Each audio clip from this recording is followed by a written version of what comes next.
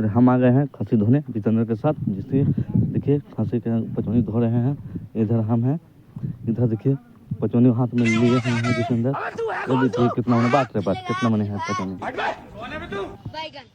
ये देखिए आप कहीं पचौनी धो रहे हैं, ये टाइप क्या मोड़ रहे हैं, क्या बात है। ये देखिए सब धो धा के कितना मने हो गया, बढ़िया धो रहे हैं, चकाचक कर रहे हैं।